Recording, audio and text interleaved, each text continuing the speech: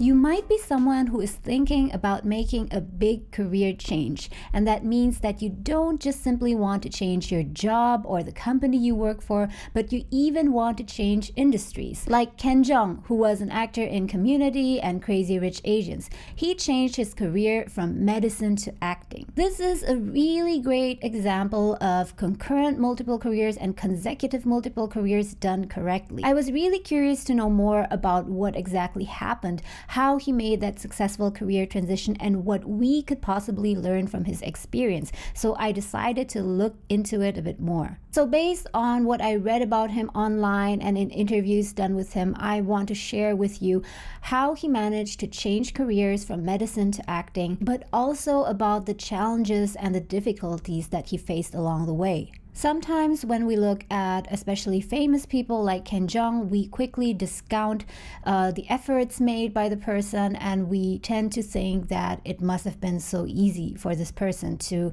achieve success. But if we look closer at it, it took Ken Jeong quite a while until he managed a successful transition from medicine to acting. Now let's look at the early beginnings. Ken Jeong began pursuing acting while he was still a sophomore at Duke University. He even briefly considered majoring in drama while he was still continuing his pre-med coursework.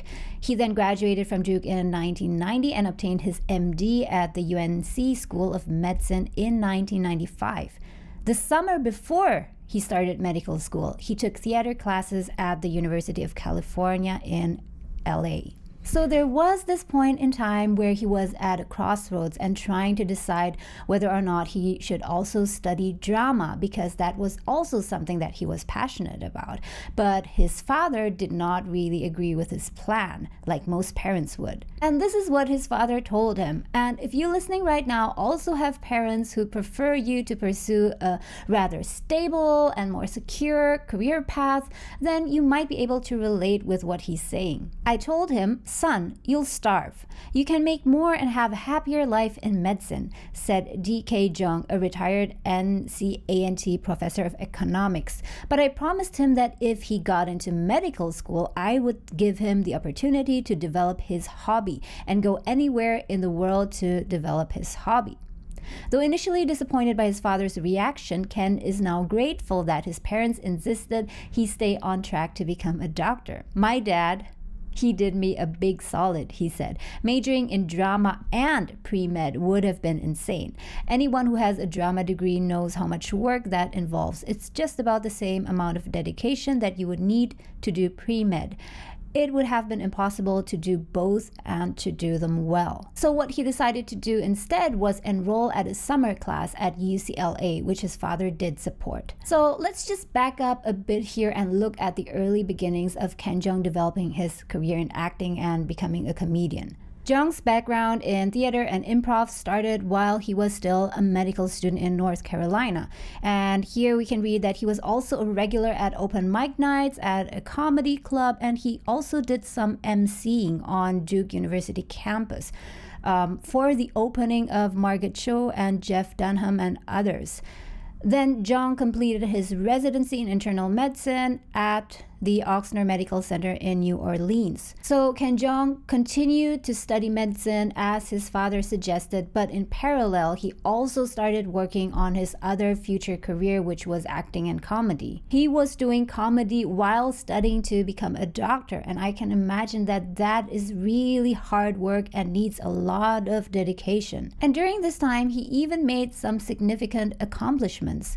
Here it said that Ken Jeong won the Big Easy Laugh-Off in 1995 while still in residency, and the NBC president Brandon Tartikoff and the improv founder Bud Friedman were judges there, and they both urged Jeong to move to Los Angeles. And this was in 1995, about 14 years before he starred in the film The Hangover, which was in 2009. And I think that this seems to be one of the turning points in his career where he started to get some serious recognition from the industry. By the way, if you feel that you are getting value out of this video so far, then please do let me know by hitting the like button. So now let's move on to the next stage of Ken Jeong's life where he actually started to practice medicine, and this was in 1999 to 2007. And here in Wikipedia, they even listed as a physician/comedian, which clearly shows that he was doing these two things in parallel. Jeong moved to Los Angeles in 1998 and practiced medicine for several years as a physician of internal medicine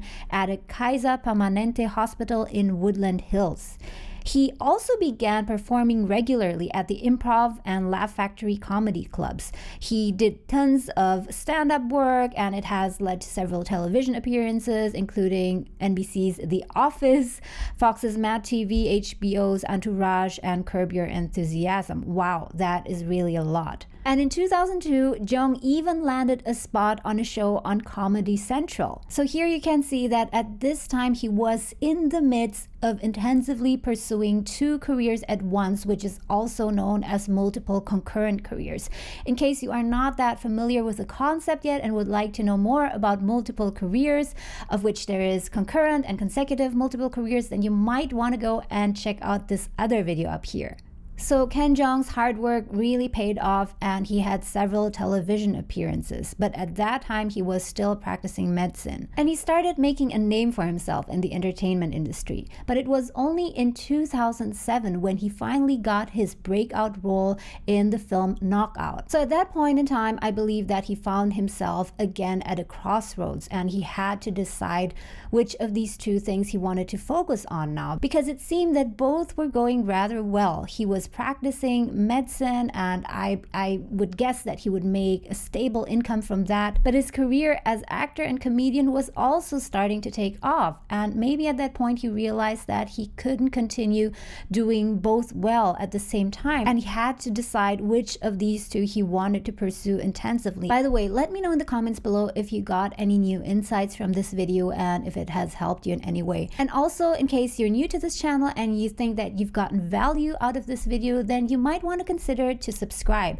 And also don't forget to hit the little notification bell so that you'll get notified of my new videos, which I upload twice a week. So it was in 2006 that he gave up his medical practice. From then on, from 2006, it was full speed in his acting career. But interestingly, he still maintained his medical license. And I think that that was a really smart thing of him to do, because the acting, the entertainment industry is such an unstable and risky industry. So it's really smart of him to keep medicine as a backup plan just in case acting doesn't work out. This is a really great example of multiple concurrent careers, meaning pursuing more than one career at the same time, and multiple consecutive careers where you pursue one career after the other, done successfully. From 1990 to 2006, he worked hard on developing his medical career.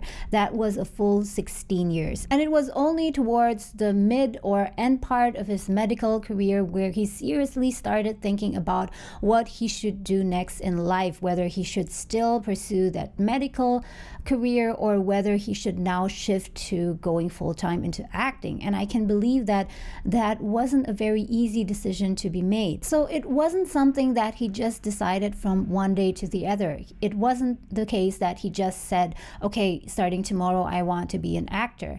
No, that wasn't the case at all, but instead he developed his acting career over a long stretch of time. He wasn't offered a role as a comedian or as an actor out of nowhere. That wasn't the case at all. He developed it gradually and, most important, patiently, and he pursued that for a total of almost 20 years before he even got to his major breakthrough.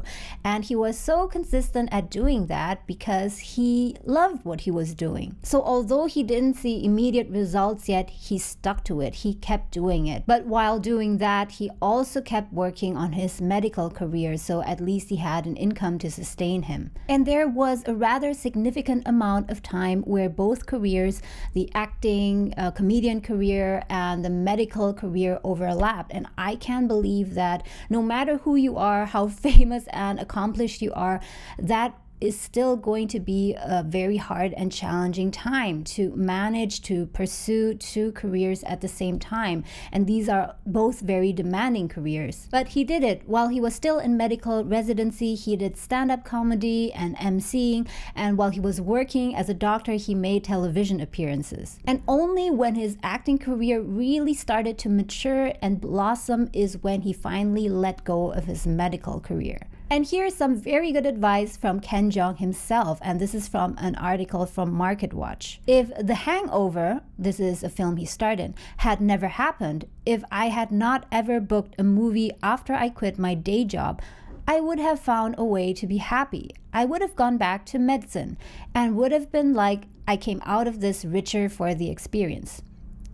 And of course, it's always daunting realistically, but I think just getting over the fear itself is really the most important. And of course, you could say, yeah, it's easy for him to say because in his case, it worked out. But if you look at his career path, you'll remember that he pursued acting and becoming a comedian for a full 20 years before his career took off. So during that time, although he didn't see super big results yet in his career, he stuck to it because he enjoyed it and he loved it. And like here in his advice, he said that even though it had not worked out, he would have come out of the experience being a happier person because he then would know that he at least tried it, so he would have no regrets. And also in his case, I think that it really helped him that he had this medical career to fall back on. I'm not saying that in all cases you always need to have a backup career, but if you are pursuing a career that is on the riskier side, for example, you are writing a novel and hoping